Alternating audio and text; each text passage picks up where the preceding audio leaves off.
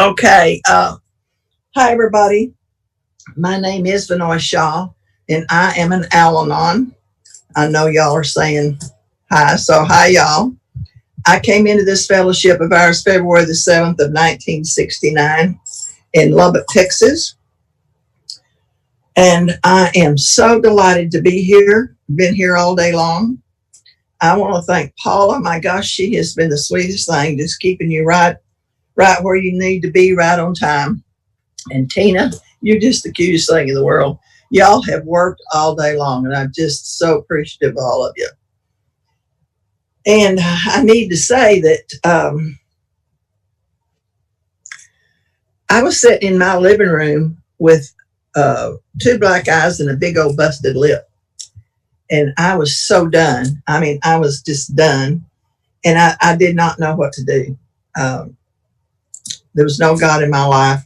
Family wasn't in my life. I didn't know what to do.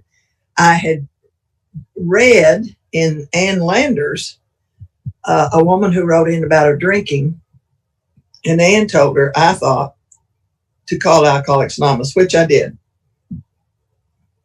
And he gave me a telephone number. Called the woman. She said, sure, come over. And when I got over there, she was a sober member of AA. And she did not poo-poo me off. She didn't send me away. She didn't call anybody. She opened that door and she graciously just come on in, sit down. And she was talking to me for a while, and her sober husband came in. And the minute he came in, I got up to leave. And she said, no, stay. But to me, when the man came in, everybody better leave. That's just the way I had lived for so long. So she gave me hope, that there was some hope. And I'll never forget that. And I want to thank Tracy for giving a shout out to all my beautiful women in the program. All of you today have told their story in one way or another, and mine. And I want to say my favorites. My husband was Jim Shaw. He died with 30 years sobriety. And I want to say his favorite prayer was always, God, thank you for the beauty of our women and the dignity of our men. And the beauty of my women in my life today is just fantastic.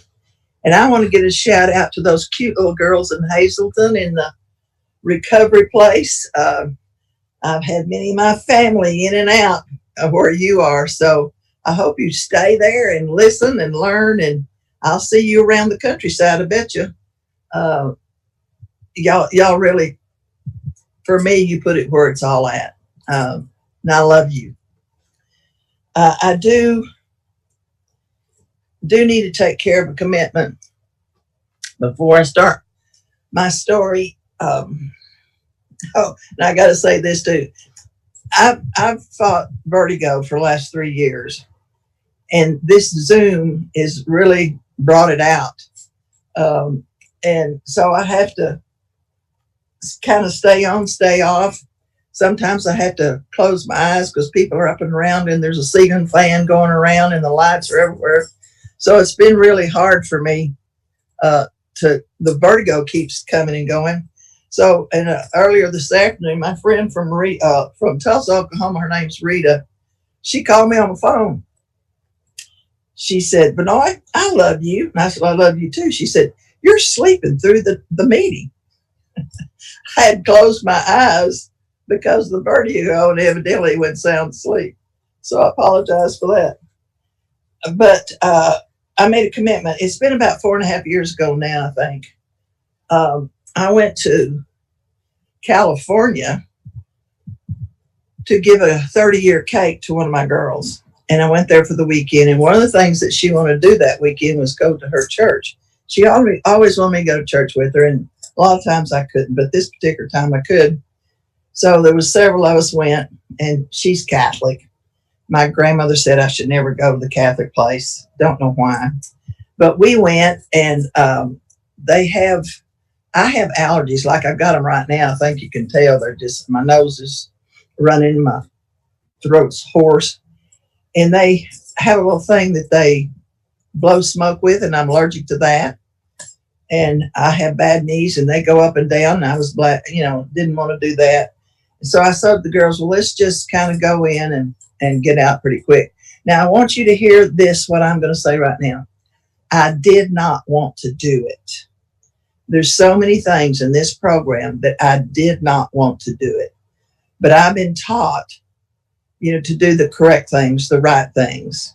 And so the right thing was to honor Corinne and go to her church with her, and because this was important to her.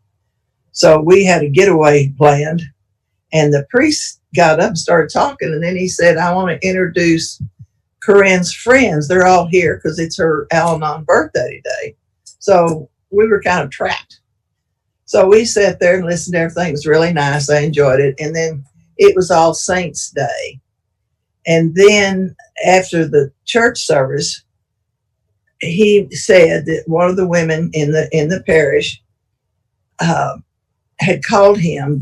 I was living in Los Angeles at the time, and that the LA morgue. No, I wasn't. Sorry, but we were in Los Angeles. That's what I need to say. And the LA morgue was stacked, completely full and stacked with unclaimed bodies. And this woman in the parish wanted to claim a body, take it and bring it and have it part of their church. So that's what they had done. And they had got it just before this particular Sunday, which was All Saints Day. So after the ceremony, they all went into this little vestibule, and they have little cabinets that you pull open and on a whole big wall. And that's where they put the cremains of the people. And he said that they adopted this young woman. And the only thing they knew about her was she was between 20 and 23 years old. And her name was Margaret Berry. They had found her literally in a gutter, dead on the street from drinking and drugs. And that's all they knew about her. She was a young woman, and her name. Well, he went in there and they started doing all those things for her and getting her ready. She was in a little coffee can, a little round silver coffee can. And they prayed over and did their little ceremony. And all of a sudden, I was just pinned against this back wall. I thought, my God, her mother will never know where she is. Her mother will never know what happened to her. And I was just, my stomach was in knots, and I was just sobbing. I wasn't crying. I was sobbing for that mother, that I knew how the absolute terror. I think Lisa said it earlier today. Her mother's sitting in the gold chair waiting for her to come in, just looking at her and then going to bed. That's the terrors. And moms, I had them over and over and over. And I just thought about that poor woman. So they finished their service, and everybody left, and I was still standing there, and the priest came over and said, he didn't ask me why I was crying. He didn't say anything. He just came over and took my arm. He said, come over here and talk to her. So I did. I put my hand on top of that can, and I was patting it, and I was rubbing it and patting it. And I said, Margaret, it's written in scriptures that God will have somebody stand in the gap for you. And I'm going to stand in the gap for you today. I'm your mama. And I want to tell you that you are so loved, that I've always loved you, and I always will love you. And I want to tell you, you're forgiven. There is absolutely nothing that you have done or would have done that would have ever stopped me from giving you.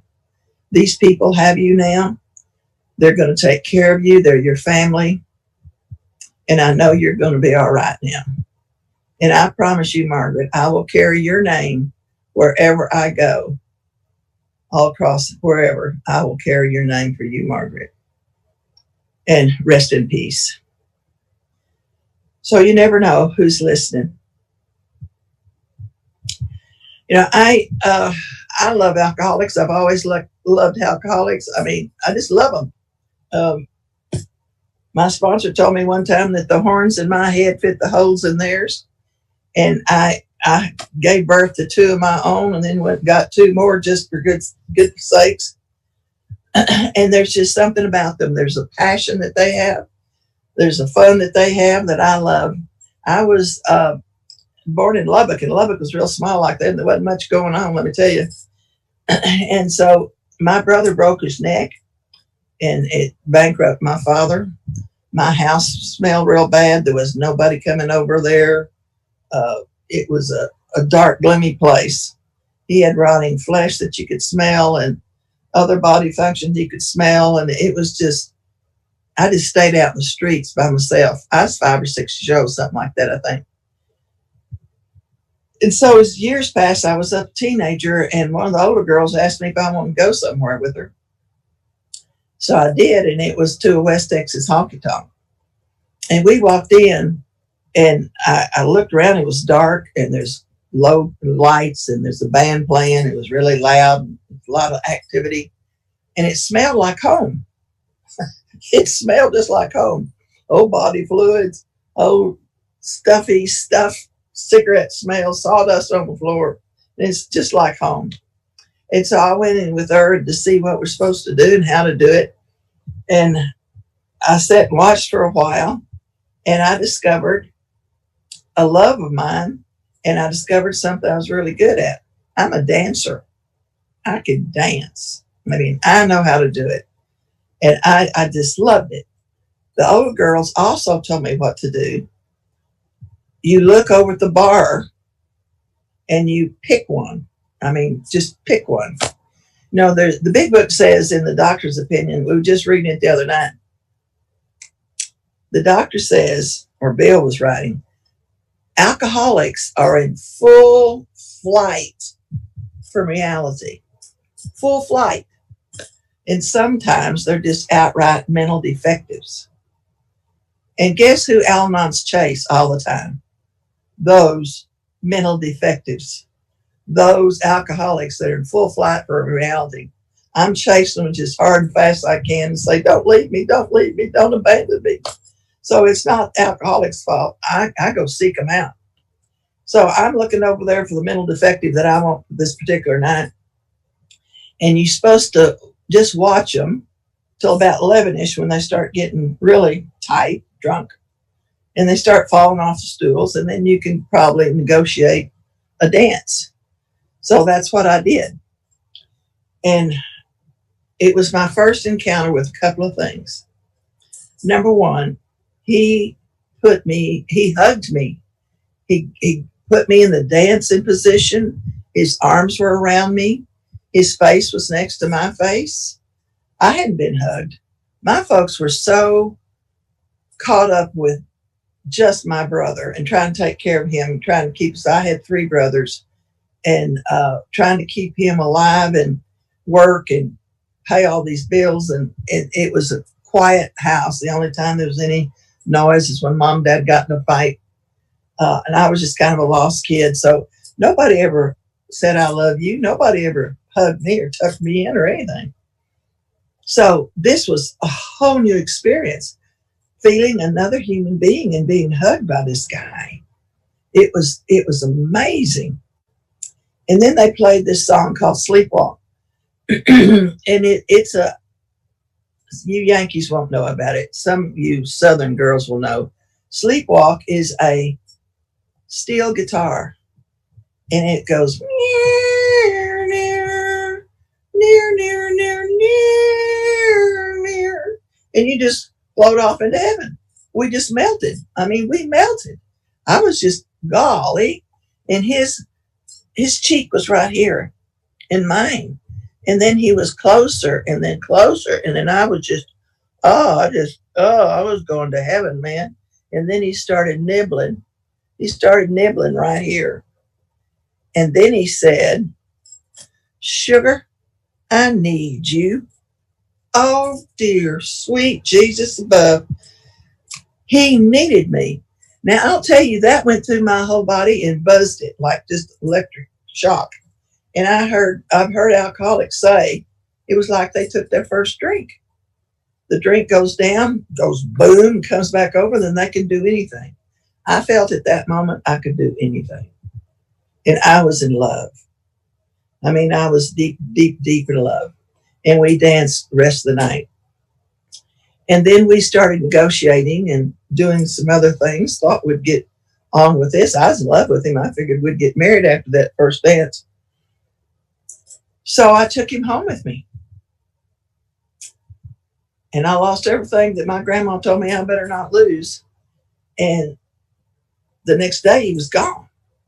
And I thought, well, what happened? Where'd he go? How'd he slip away? So I go back at the honky tonk looking for him. Never found him. But then I saw that there was a plethora of guys on the stools over there. So I just, I'll just get another mental defect, if you will. I'll just dig that one. He fell off the stool, got him, danced with him, same routine. And then he was gone. And I did that over and over, thinking I'm gonna get somebody to sit right here. If I can get one to sit right here, I'm gonna be like the other gals. I'm gonna have a him. I need a him. I need a him. And it had turned into an obsession. There's a book about Lois Wilson, Bill Wilson's wife, and they had a fight one night because he was going downstairs to the AA meeting in his living room, and she wanted to stay up there. He didn't. She got mad, and she threw a shoe at him. And he went on down to his meeting. Later, she went out on the front porch. There was some cars parked out in front. It was in the Depression, so nobody drove cars. Nobody had any cars to have. So she saw 3 women sitting in these cars out there, and she assumed that they were in her house. So she went out and knocked on the window. Sure enough, they were 3 or 4. I don't remember. But they went into her kitchen, and they really didn't know what to say to each other. It was kind of quiet. And finally, Lois spoke out in that very quiet room and says, I have an obsession. I just found out I have an obsession, and its name is Bill Wilson. And so that solidified what I had. I had an obsession with a him because I was tall and skinny, uneducated, high school dropout, and I had no self-worth, no self-esteem, pimples on my face, too skinny, and socially awkward. And I was just following the big girls. So this was like, this could fulfill me after I had that first dance. This could fulfill me if I had a man. And I pursued that for quite some time. I lovingly call myself, I just became a slut puppy hoe. And I was at a place called the Bloody Bucket. It doesn't even open until 2 a.m. after all the other clubs are open. And we were going out there. And one day this guy walked by. I noticed him. He had on a suit, which was unusual in cowboy country. And one time when he walked by, his suit coat fell open, and he had a shoulder holster and a gun. Oh my God, he's a bad boy. He's a gangster. Oh, that just thrilled me to death. I mean, my blood pressure went up. And 2 or 3 trips by my table, he finally threw a $100 bill down on my table and told me, here, walk around on this a while. Well, I never seen a $100 bill. I never had money. We were broke, poor. We're poor. So that $100 impressed me. So naturally, we started having a meaningful relationship right after that. And he was a professional gambler, and not a nice one. He carried that gun for a purpose, and he was very violent. I was very violent right back to him. We would get into it. We'd get into fist fights. He absolutely one night shot at me out at the Bloody Bucket. I was running backwards over, well, y'all won't know what this means, but cotton rows, where you plant cotton. There's one high hump of dirt, then low and high. And I was skipping over those things backwards as he was so drunk. He was shooting at me and he was missing me. And he took the top of this ear off one time with a blackjack. He threw me in moving cars. He threw me out of parked cars. It was just, it was vicious. It was vicious. And I got pregnant by him. And I lived with him until the baby was born, which is that beautiful blonde y'all just saw. And he came to the hospital and he said, I've done all I can do for you. You need to move on. Come by the house and get your things and move on. Well, you can imagine I'm laying there with this brand new baby. And I have learned through the years that they call alcoholism, alcoholics are alcoholics because the character defects, which we call the isms.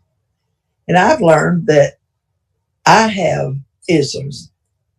Al-Anons have isms. And some of mine, I started using that very night. One of them was manipulation. I know what I'll do. I will go over to cross town to another guy who was in the gambling world that he hated, and I would manipulate him into taking me out to the Bloody Bucket with him. The gambler would see me with him and get very jealous and want me back. So that was the plan, and I did that. And I was warned that night I better get out of there. It was not going to be pleasant. So I got him out of there. And then 2 or 3 days later, at sunrise, my friend came knocking on the door, and she said that the gambler had taken a shotgun and blown this man's head off. Well, who expects that? Nobody expects that. That's in movies. That's not real life. And the sun was just coming up. And when she told me that, my throat started closing. My chest was so heavy I could not breathe. I just couldn't believe it.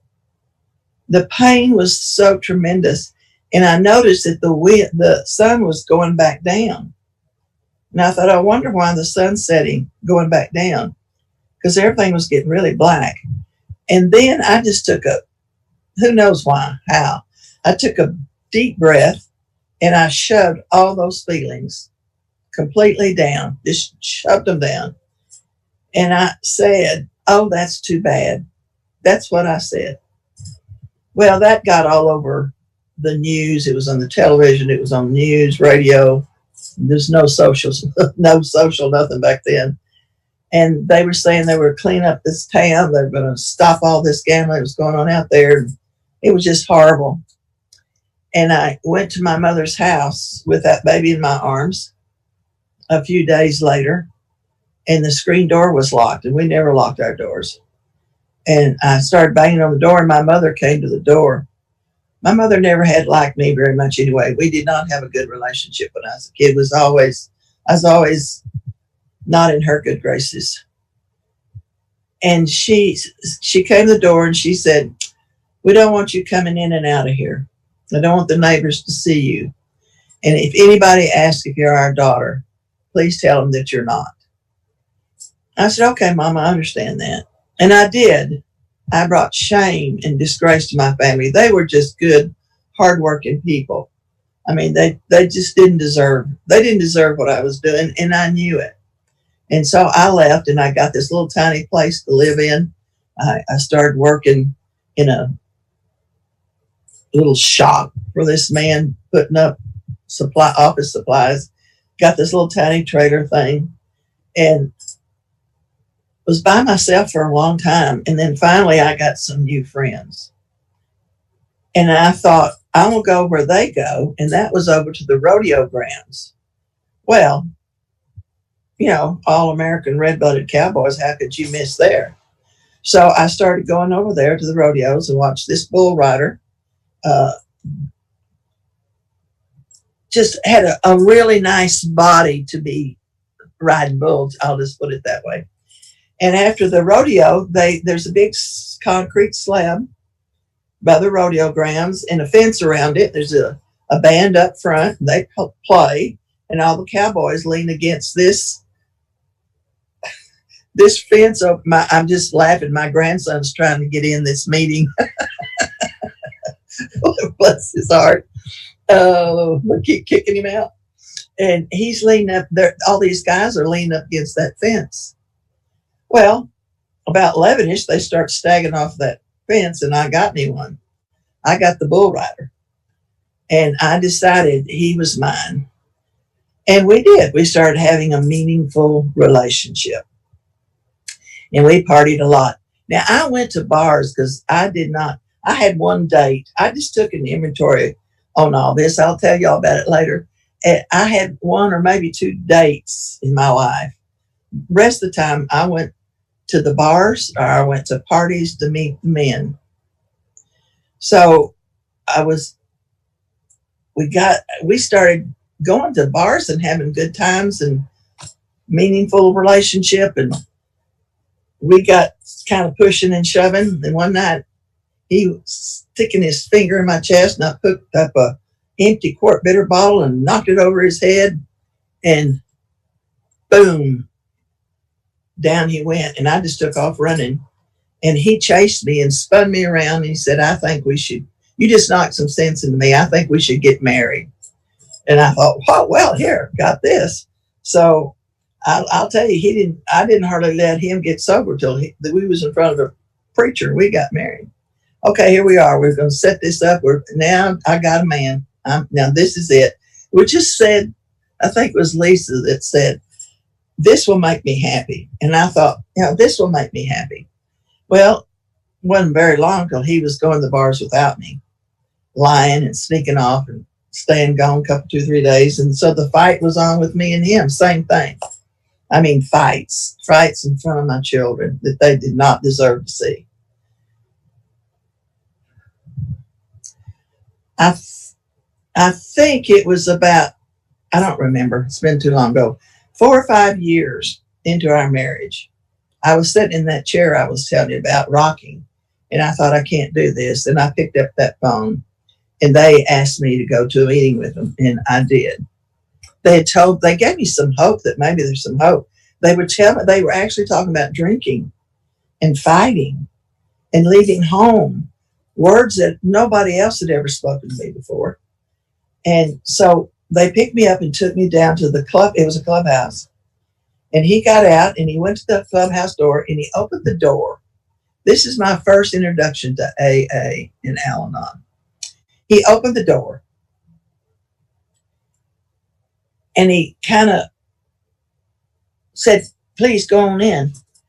And I stood there and looked at him. I thought, what are you doing? What are you doing? Why don't you go in? Won't you go in? And he just kept standing there with the door open. Then I realized he was looking at me. And he's asking me to go in. And then it dawned on me, oh, he's mistaken me for a lady. He's treating me like I've seen the guys in the movies treat ladies. He's opened a door for me. I was shocked. And I stepped inside that door. And at the end of this little coffee room was 2 guys. And they were leaning against a cigarette machine. And they were laughing and talking. And there was little squares of, y'all have never seen these. I saw one in Las Vegas a couple of years ago. But they used to make cigarette machines and little tiny replica cigarette packages on the front of it so you could choose. And they were all different colors. And the color just made this glow. These guys just looked. They were glowing and laughing. Let me tell you, in an alcoholic home, for the family, for me, there's not any, the laughter leaves. There's either 2 sounds in an alcoholic home: dead silence, full of anxiety and tension and waiting. Or there's the screaming and the yelling and the cuss and the filthy language. That's the only 2 things that I was familiar with. And to hear that laughter was amazing. Now, this woman that I had gone to see, the sober AA woman, she went into the Al-Anon room with me. She'd never been before. As far as I know, she never went again. But she went in and just sat down with me so I wouldn't have to go in there alone. And I've not forgotten that either. To this day, 51 years later, if there's a newcomer, I ask them to come sit by me. I shove those people beside me off. I tell them, go away, let this newcomer. And when I went into the meeting, there was a lady there who I saw her go over, put some money in a tin can and they pick up this little blue book. This little blue book was the One Day at a Time book that had just come out. This was in February, and it had just come out. I believe it was October. So she gave me that little blue book. And then this other lady gave me the big book, Alcoholics Anonymous. I had those two books. I sat there. I can't tell you what they said. I don't know. I know that they were pressed. They were all dressed up. They all looked nice and clean, and they smelled good, unlike what my home looked like. But there was something there. There was a spirit in the room. And today, I call it, and have for many years, I read a book called The Prophet by Khalil Gibran, many years of the program. And it has a line in there, say not that God is in your heart, but say you're in the heart of God. So I know that's what happened to me that night. That spirit in that room is the heart of God. And it's been in every room I've ever been in since. There's nothing more exciting to me than go into a meeting room early and listen to people come in. People talk about the noise on this Zoom before the meeting starts. It's like, to me, it's the music of AA. Everybody talking and chattering and just the thrill of seeing each other, the look on their faces when they would see each other. And I was hooked. I was hooked. I didn't know how to explain it. I didn't know what it was, but I wanted to go. And so I went back the next week, and I would go in right before it started, like 2 minutes before it started, and try to sit as close to the back. There was 2 doors, and sit close to the door as I could. And I did. And one night I escaped as soon as they said amen. And one night 2 ladies got out to catch me, and one caught me, and her name was Pat, and she became my sponsor for the next 40 years. And it's been said all day long. She took my hand and she said, let's go. I don't know how, don't know why. It just fell out of my mouth. Would you be my sponsor? I heard them talking about it, but I wasn't going to talk to her. My God, she was busy, and there's a lot of people around her. And I just wanted to go in and sit down, be quiet and still, and get out. I didn't want anybody to know me. I didn't want them to know what a piece of garbage I was, because I felt that way. The lifestyle that I had lived, one bar to one bar. Clancy gave me my 50-year cake last year, and he said that I was probably in more bars than most alcoholics. And I think that's true, because I'm out hunting a man. I'm out hunting a him. You know, I got to stay busy and on it. And it was like, oh, my God, they said things that I could understand. And I talked to this woman, and she'd only been married to one man. Ew, I didn't know how that was going to work. But I swear, she took my hand, that woman did. And she introduced me to this way of life. Everything that's been said today, I have lived. I can't tell you, you women, you are so beautiful. Y'all all look so sweet. You know, and your struggles and your solutions, and you sharing them in the way you care about other people. I saw, again, I could see my girls that were all just mentioned to you. I could see my girls in all of you. And I have loved that passion since the day I came in. She took me through the steps. I found out about a God there. I've done everything that y'all talked today. I did all those things and discovered that there was a God and that he did love me. Now I'm still living with this little drunk cowboy. And after, I think, 4 or 5 years, he tried one AA meeting, and he stayed sober, I think, about 3 months, and then he left. He said he wasn't really alcoholic. And I was getting better and better, and he was getting worse and worse, and the tension between us was really bad. One of the guys in AA told me, he said, Vannoy, if you would try keeping your mouth shut, he might not hit you so much. Oh, that never occurred to me. I should keep my mouth shut? I had a part in that? Yes, said they, that I was not a victim, that I was a volunteer, and that was true. My isms is I'm critical, I'm a controller, I'm a manipulator, and I go on and on and on and on. It was said today, I'll try plan B, I'll try C, D, and I would instigate the violence a lot of the time. And so they told me to sit down and tell him that was no longer something that we were going to do. And so I didn't. I told him, and I didn't holler at him, and the violence really stopped for several years. And then one night he came in, middle of the night. One of the greatest things that happened to me, my first miracle, is I could sleep at night. I could go to bed and sleep all night long. And I was asleep this night, and the bedroom is back of the house, and he came in the front house, and he flipped that switch on. I heard him flip that switch. Now, how could you hear that clear across the house? But I heard it, and I could feel this darkness coming. Man, I knew this was going to be a bad night. Sure enough, he jumped in the bed and started beating me on, and I got tangled up in those sheets, and I fell over the foot of the bed, and my face bounced up, and I looked up, and my two kids were there.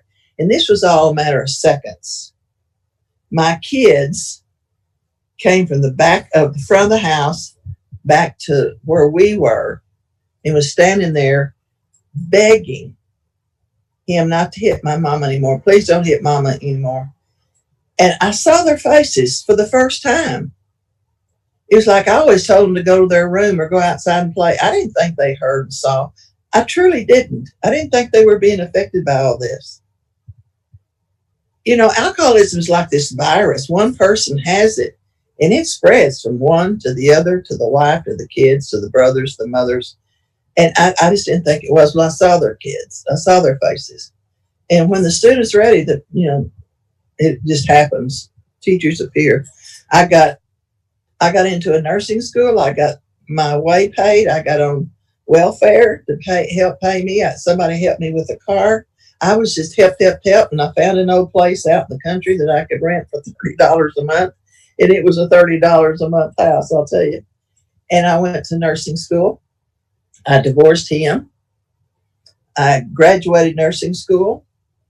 And they asked me to give the class response at our graduation. And it was in a big church. There was a lot of people there. And the left front side was my AA folks and all my people.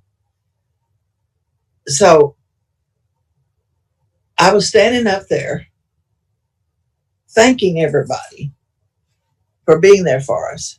And down front, about the third, fourth row, was my mother and my father. And they had invited the next door neighbors, Mr. and Mrs. Simpson. And I could see my daddy turn to mine.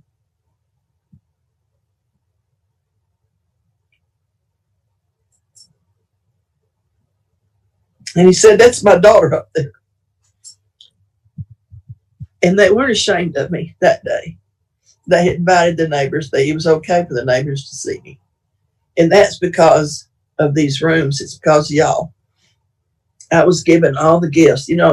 I have never, ever been so grateful for the spiritual tools that we have that I am right now. There are spiritual tools everywhere to get us through all what we're going through. And boy, I had the spiritual tools y'all introduced me to at that time, and my parents had forgiven me. Forgiveness is one of the greatest gifts that I have received, the forgiveness. Everybody forgave me except my one brother. He just could not. Come to find out, he had the disease of alcoholism, and he took his life because of it. I made amends to everybody except my brother. I wrote him a letter, and my mom, the only thing she would say is that he got the letter. He never contacted me, and there was never nothing else between us for, 25 years or so until he died.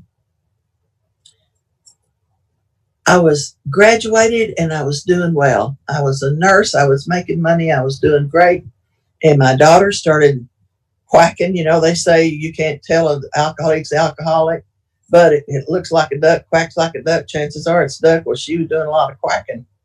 And she and I were just fist fighting just like everything else. There was violence between me and her. That's all I knew. And she slipped out of the house one morning. You know, she'd played with her Barbie dolls the night before. The next day she was gone. And it was that way until I had to ask her to leave my house. My little son, I had a son with that cowboy, and cute as he could be, just a blonde-haired little sweet thing. And his drunk cowboy daddy came, got him one afternoon when I was at work, and just literally kidnapped him and took him off. And I got home, and I was the whole day, the whole night, I was hunting him. I called the sheriff, who was a member of AA, and they were helping look for him. And I think it was 2 days later, and I was a mad woman. And he called me and said he was with his daddy and he was going to stay there. And so that was the last I had lived with my son. He stayed with his daddy. And the reason his daddy kidnapped him, he had went to spend the night with him, and his daddy gave him wine and got him drunk. And I thought, I can't do this. I can't do this. And I talked to some people in AA, and I was going to put him in the boys' ranch and move down there where he was and save him. I was going to save him. That was my plan C. And his daddy came and got him. So he grew up with his daddy. So my daughter was gone, my son was gone, and I was going to a lot of conventions. And, you know, it was okay, because I have my great grandsponsor was a lady named Marcy White, Bob and Marcy White. They were giants in our part of the country. And Marcy told me, she said, take those children somewhere and give them to God in prayer and meditation. And so I did. I'd gone to church by that time. There was a man that some of my Alanon sisters had gone to his church. So I started going, and he and I became friends, and he was involved in my life. And so I went down to the kneeling rail on a Sunday, and I took my 2 kids, and they prayed, the deacons and pastor prayed, and I gave them to God. It didn't take away, my sponsor says, it took away the worry. It didn't take away the concern. And I was told God does not have any grandchildren, and that he would take care of those kids. And so I trusted and I believed in that. At that time, I believed in it 100%. And so I was off and running, and I went to a convention. I met this man named Jim Shaw. And it was a long tussle, but I finally captured him, and we got married sober. I thought, this is going to be great. Sober. I just, I saw couples come and go out of the meeting places all the time. They'd come in laughing and happy, and they'd leave laughing and happy. I just didn't know what happened in the car before they got there and what happened in the car after they got there. I thought they never struggled. And Jimmy, his 2 kids, who've been my children for, 30 years, I guess. And they're my kids. And, we had a good life. We started a lot of things. We lived in Norman, Oklahoma, was married, and my daughter got sober there. Sheila got sober there. My grandson, Brad, was there. And then we kind of went bankrupt there, and we moved back to Los Angeles. Jim had gotten sober in Los Angeles, so we went back out there. And we were there for many years. Tracy met a man on campus, and she got pregnant. They got married, then they got divorced, and then we got them. She moved to California. So I had her and my granddaughter, Sharday. And she got sober. She was sober 10 years, and then she got drunk. And I had an upheaval with God. 10 years sober. Why, how? And there again, I had to turn over my kids. This mother and daughter thing is extremely hard, because as a mother, you think you've got to fix them. You can't let them go. You got to tell them what to do and how to do it. And you can't. Alcoholism is bigger than me. It is way bigger than me. And I had to just leave it be. She had her own journey for many years. Jim got sick one day. His shoulder hurt him, and 3 months later, he was dead. He had cancer, and boom, I lost everything, and had a lot of lessons with that. And I stayed out there, I think, about 8 or 9 years, something like that. And then I moved back to Texas. 10 years ago, I moved back to Texas, and I've been there since. My son, we didn't have to, I'd see him off and on and spent a couple of Christmases with him when he was grown. But he was up in Indiana for 20 years. And he got transferred from Indiana to Denton, Texas, which is just right outside Dallas. And when I moved back from Los Angeles, my BFF Nancy asked me to come live with them. And so I moved there. We moved within 10 miles of each other within a week apart after 20 years. God's gift. So I now live in their little house. I got a cute little house here that they provided for me. And these kids, one thing after the other, I looked up and my granddaughter is an alcoholic. My grandson, Brad, he's beyond alcoholic, drug addict. I mean, he went all over the country, and I thought we was going to get a phone call he was dead any day. And he was living in a bush in South Central Los Angeles. Some of you don't know what that means. South Central Los Angeles is the biggest crime area in the nation. It's terrible. It's awful over there. Cops are afraid to even go over there. And he was in this bush. He'd hide in the bush because he was the only white boy over in South Central. And he realized he had to do something. So he came home back to Norman, got a girlfriend, still drinking, and got into a scuffle with her and got some really bad charges against him. And he was on his way to prison for 20 years or 10 years or something. They were writing out a deal. And a man from AA came in and asked the judge, let me have this boy. And so he gave him my grandson to this man. And my grandson's got 5 years now. And you can't believe it. You just can't believe him, what AA did with him. He's married and got a little boy, and my granddaughter-in-law, Shannon's on here. And they're just wonderful. So things, if I keep my hands off of it and watch and wait and see what God does with it, things happen. I lost my mom. I lost my dad. I lost my stepdad. I lost my brother. And all of these people, I thought I'd pretty well taken, I've done my amends. I did my work and was in good standing. My mom and I were really great friends when she died. She didn't like me for a long time till I got into this program and discovered what it was. And I'm here in Texas and just basking in some of this stuff.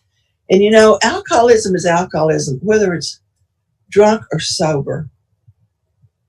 Sober alcoholism is probably the most baffling to me because I love my kids, more than my life. And I can't get along with some of them. We struggle. And the only thing that keeps us together are these steps, doing the things that we've heard all day long. And I am learning what my part is and what I'm doing. I can't believe I'm almost out of time. I want to tell you this one little quick story. A month or so ago, I got just a big whammo to me. I felt like I had been slighted and was being punished for who and what I am and what I believe. And I just got into an obsession about it. And I was angry and I was mad and I was hurt. And I thought, when will all this crap stop? And my sponsor now is Nell Largent. She's got 56 years in Alanon. And I called Nell and I said, this is what's happening, and I've written several things that I feel like that's wrong. And I went back to some things that I had way in the beginning. I didn't feel good enough. I felt nobody liked me. I feel like I had no champion in my life. I felt like I just couldn't do things right. And again, I'd already taken care of these things, and I told Nell this. And she said, well, you need to write on these things.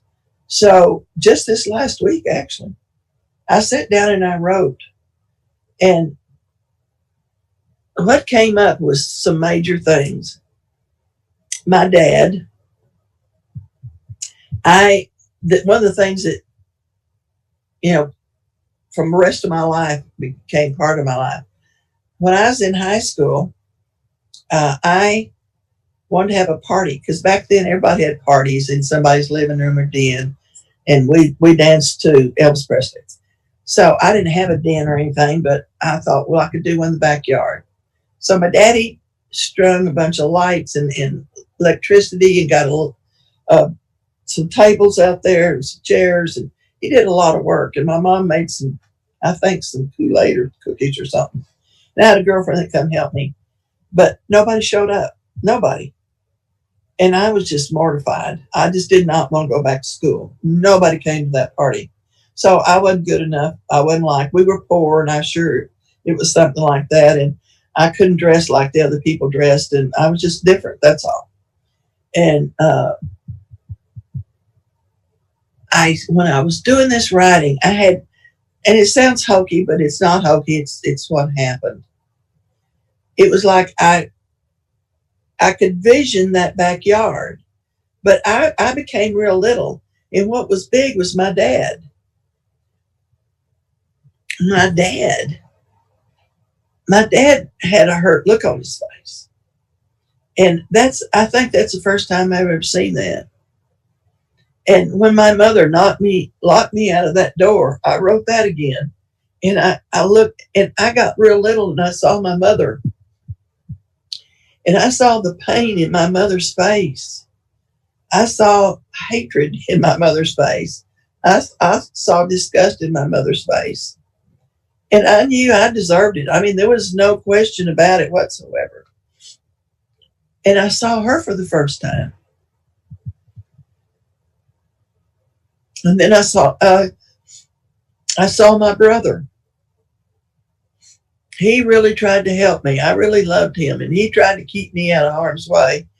And I would sneak around behind his back and I was with the bad kids, the gangsters, the bad boys. And he tried to prevent it.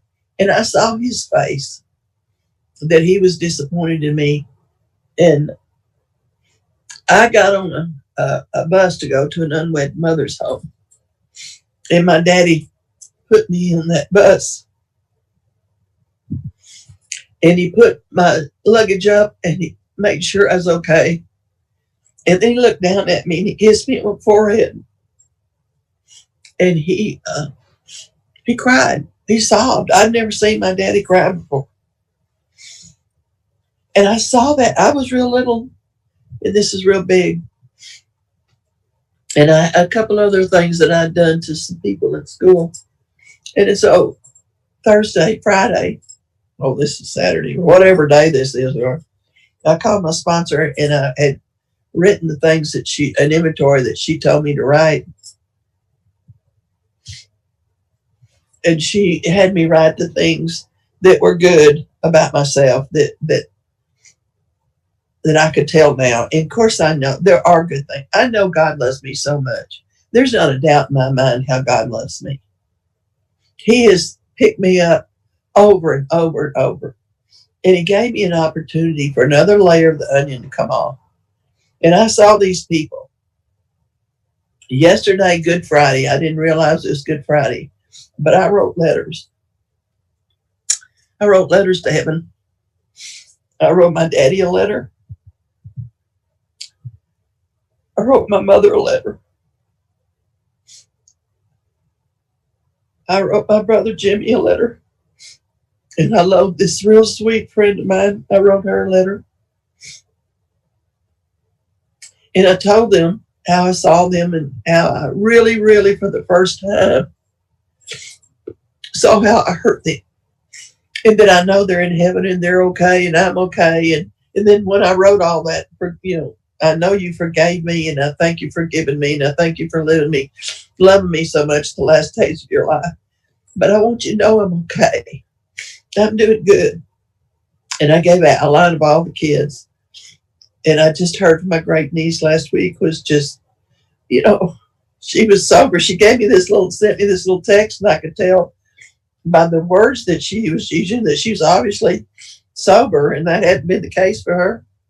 And it was like a little touch from heaven. We know, and you're okay, and they're going to be okay, and we're watching. I know they're watching. I know they're watching me, and they give us all support.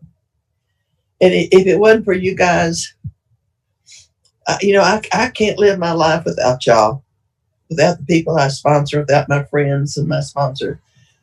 You're my life. You're my breath. I owe everything to you. And I know without a shadow of doubt, God loves me. And I want to close with this. It may take me 30, maybe a minute, but I always close. This is another commitment from Bob White, my hero giant. And I have heroes. I have heroes in this program, and I don't mind telling you, he was such an example. And he spoke at the Canyon Conference, which Jim started in Oklahoma. It was the first one, and I think it was his last talk. And he said in that talk Sunday morning, he said, we close every meeting with the Lord's Prayer. And in my world, my group, my people, that's exactly what we close the meeting with, is the Lord's Prayer. And we'll never change that. I'm quite sure. It's too precious. And he said, we close every meeting with the Lord's Prayer. He said, think about it and pray it instead of just saying it. It starts off with our Father, and then it has the kingdom and the power and the glory forever. He said any school kid can figure if it's a king and he's our Father, that makes us royalty. We are princesses of the kingdom. And the power is y'all. It's each other. It's how we hold and lift it up. I've heard it all day about people coming and helping and doing. And the glory is God himself. That is the spirit that flows through us. Whether I feel it or not, that spirit's in every meeting. I've just been thrilled and unbelievable how the spirit comes through this iPad to me. I feel the spirit here. I can feel it. That just fascinates me. I feel y'all. He said, so claim your heritage. And I was sitting there listening to him and thinking, yeah, I fought my self-worth all this time. And this has been many years ago. This was 30 years ago, I guess. I fought my self-worth all my life. I guess I will always. But I'm claiming that. I know who I am. And I know my first purpose. I am Princess Vannoy. I am a child of the King. And that is my legacy. That is my gift from y'all. And thank y'all for giving me that gift. And thank you for letting me share. I love you so much.